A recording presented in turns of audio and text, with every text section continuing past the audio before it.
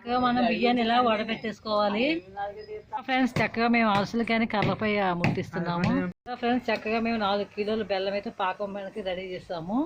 అలాగే మనం 4 కిలోలు రైస్ పిండి కూడా రెడీ చేసుకున్నాము.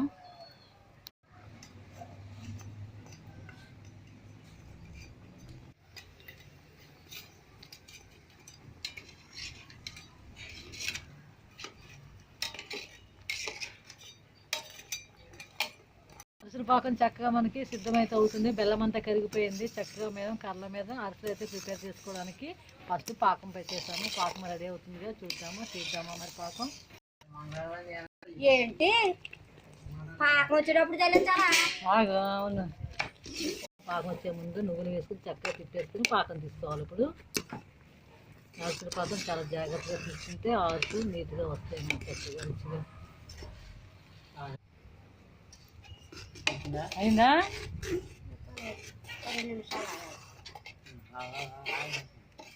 బాల్ రావాలంట. బాల్ వస్తుంది చూడు.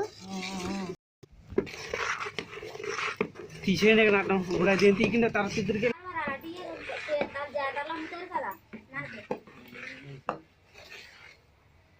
చక్కగా అరిసెలకు మనకి చక్కగా ఇలా ముద్ద అయిపోవాలన్నమాట.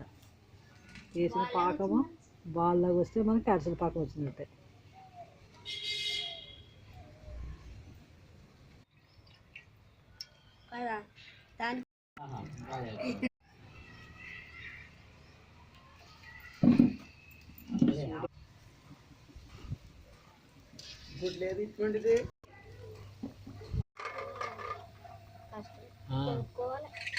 అది సెట్ అలా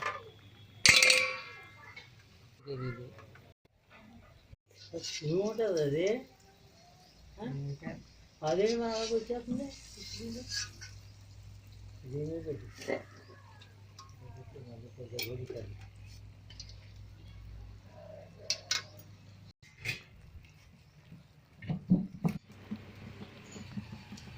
చూస్తున్నాగా ఫ్రెండ్స్, సర్లు చక్కగా రెడీ అయిపోయినాయి.